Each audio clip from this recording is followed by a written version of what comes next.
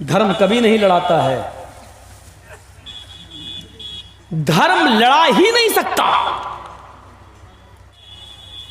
जिस तरह हमने वेदों को पढ़ा, हिंदू भाई भी उसी तरह कुरान को पढ़ने लगे, तो आज तुम्हारे ऊपर जो लोग बैठे हुए हैं, हुक्म चला रहे हैं, इनके ऊपर तुम्हारा हुक्म चलने लगेगा। धर्म जो होता है वो प्यारा ही होता है।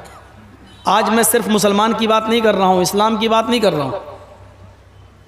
भारत के अंदर विभिन्न धर्मों के लोग रहते हैं, और धर्म है ही वो जो भाईचारा सिखलाए, जो प्रेम सिखलाए।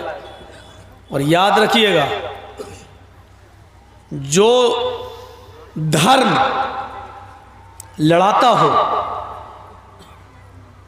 नफरत फैलाता हो, घृणा फैलाने का काम करता हो समाज में, वो धर्म धर्म ही नहीं है। ऐसे धर्म को मैं अपने जूते की नोक पे ठुकराता हूं।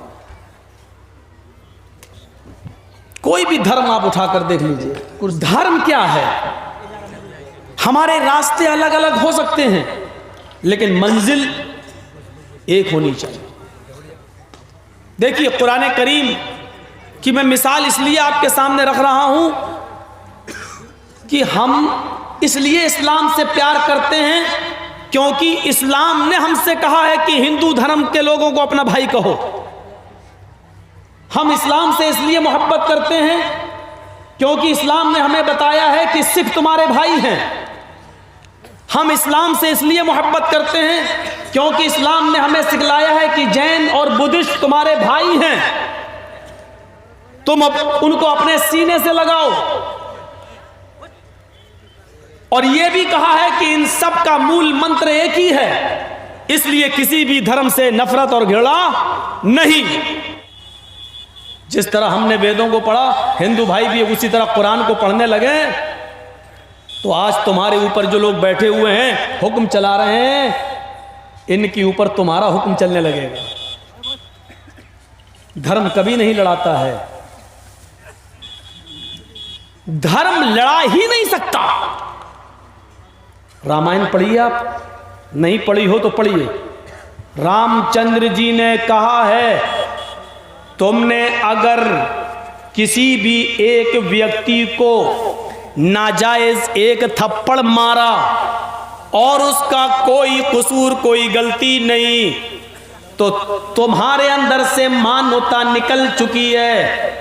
किसी एक आदमी के ऊपर अगर तुमने एक थप्पड़ भी अगर मार दिया और उसकी कोई गलती नहीं थी, तुमने उसको बिला वजह बिना कारण मार दिया, एक थप्पड़ मारा, तो तुम्हारे अंदर से मानवता और इंसानियत निकल जाएगी। एक थप्पड़ अगर आप किसी को मार रहे हैं तो मनुष्य नहीं, इंसान नहीं।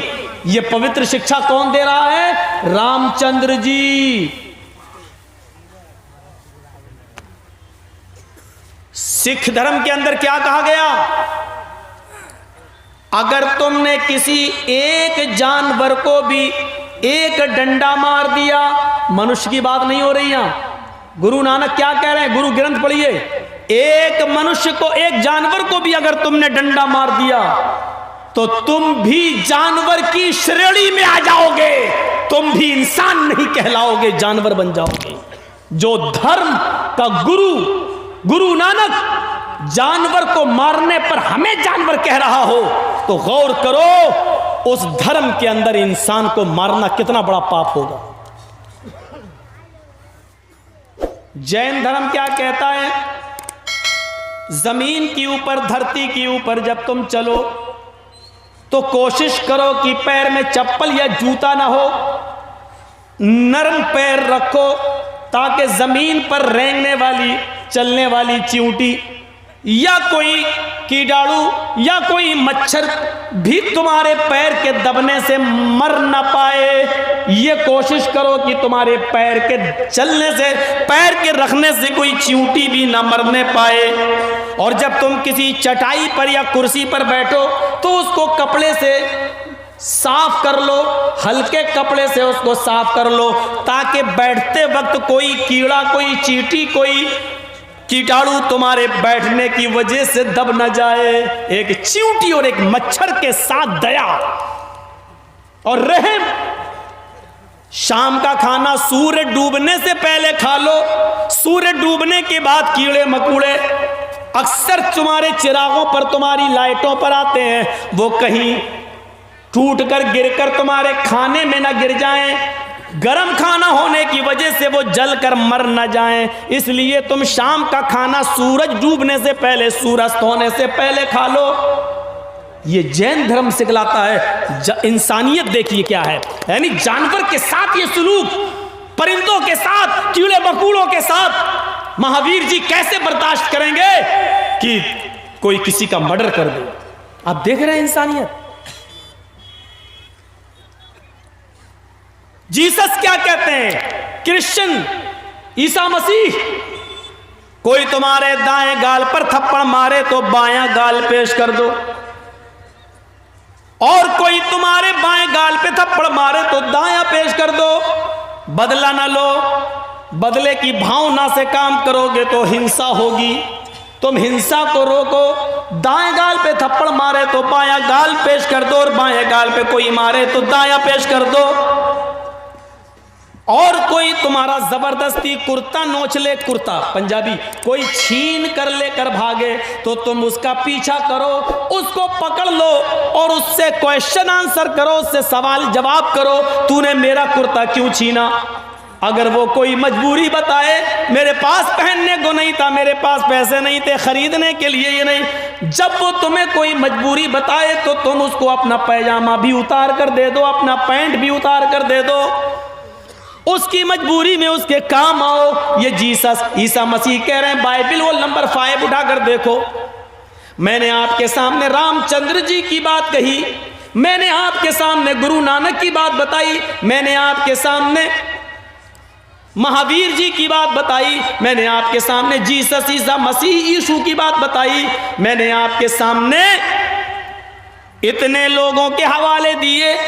आओ मैं तुम्हें जनाबे मोहम्मद रसूलुल्लाह का भी एक वचन सुनाता हूं, ताकि तुम्हें पता चले कि धर्म किसी के दरमियान नफरत नहीं फैलाता है। मोहम्मद रसूलुल्लाह ने फरमाया, ईमान की 70 से ज्यादा ब्रांचेज हैं, शाखाएं हैं। फ़अफ़ज़लुहा क़ौलु ला इलाहा इल्लल्लाह, अफजल ब्रांच यही है कि ला इलाहा इल्लल्लाह, अल्लाह के अलावा किसी की भक्ति न की जाए। वो अदनाहा, और सबसे कम तर दर्जे का ईमान ये है, वो क्या है, इबाततुल अज़ान तरीक, रास्ते में कोई तकलीफ देने वाली चीज पड़ी है तो उस तकलीफ देने वाली चीज को हटाना तुम्हारी जिम्मेदारी है। मोटरसाइकिल पे जा रहे हो, केले का छिलका पड़ा हुआ है, आपको मोटरसाइकिल रोकना पड़ेगी, केले के छिलके को उठाकर फेंकना पड़ेगा। क्यों? हो सकता है कि इस केले के छिलके पर किसी बूढ़े का पैर लग जाए, फिसल जाए, गिरे और उसके कूले की हड्डी सरक जाए। इस बुढ़ापे में हड्डियां जल्दी जुड़ती नहीं हैं। हो सकता है कि कोई औरत फिसल जाए, कोई बच्चा फिसल जाए, कैद नहीं लगाई। मुसलमानों के मोहल्लों में केले के छिलके पड़े तो फेंक देना, हिंदुओं के मोहल्ले में तो पड़े रहना, मरने दो, कैद नहीं लगाई। यही सीखो। कहीं भी तुम्हें केले का छिलका, कोई पत्थर, कोई कांटा, जमीन पर अज़ा, हर तकलीफ देने वाली चीज कोई भी हो, कोई भी चीज जो जमीन पर पड़ी और तकलीफ देती है, उस चीज को हटाना तुम्हारी जिम्मेदारी है। ये इंसानियत इस्लाम ने सिखलाई है। ये नहीं देखो कि ये किसकी बस्ती है, किसका मोहल्ला है। तुम्हारा दुश्मन भी उस पे गुजर सकता है। अपने दुश्मन के लिए भी केले के छिलके को जमीन पर पड़ा हुआ न रहने दो। ये इस्लाम ने दर्स दिया है, पाठ पढ़ाया है। इस पाठ को आम होना चाहिए। हमें मालूम है इस किस्म की तकरीरें भी एक वर्ग विशेष, एक विशेष पार्टी को अच्छी नहीं लगेगी, क्योंकि उसको भाईचारा ही अच्छा नहीं लगता है। क्या करेंगे आप? बताइए कौन सा धर्म है जो हमें लड़ा रहा है? कोई एक धर्म बताओ, कोई एक धर्म लेकर आओ मेरे पास जिसमें नफरत और घृणा लिखी हुई हो, जानवरों तक से प्यार।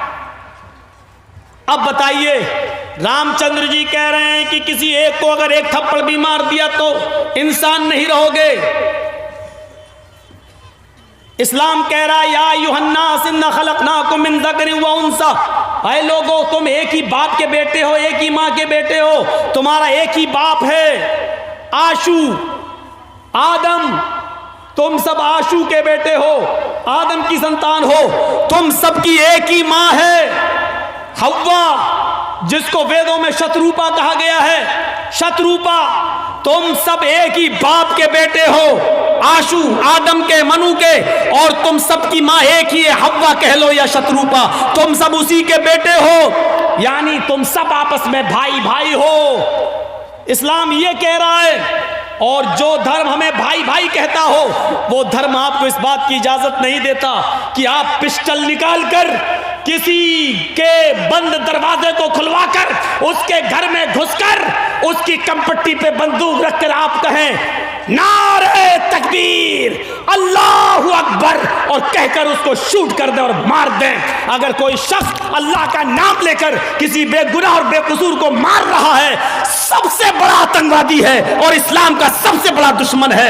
यह अल्लाह को कलंकित कर रहा है, यह इस्लाम को रुसवा कर रहा है, यह इस्लाम को बदनाम कर रहा है। इसी तरीके से रामचंद्र जी की यह तालीम है कि कोई एक थप्पड़ भी बिला कसूर मारे तो वो मनुष्य नहीं, इंसान नहीं। अब कोई आदमी किसी के घर में घुसकर जय श्री राम का नारा लगाकर पिस्टल चलाता है, बंदूक चलाता है, मैं उस अल्लाह की कसम खा के कहता हूं यह हिंदू धर्म का दुश्मन है, यह रामचंद्र जी का दुश्मन है, यह हिंदू धर्म नहीं सिखलाता है, रामचंद्र जी की पवित्र शिक्षा यह नहीं है।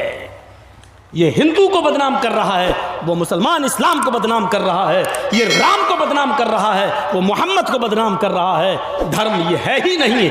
इन दोनों लोगों को आतंकवाद की श्रेणी में रखा जाए। धर्म का ऐसे नारों से किसी को मारना, धर्म का इससे कोई वास्ता है ही नहीं। हमें समझना हो, यही हमारी भारत की खूबसूरती थी, यही हमारे देश की खूबसूरती थी।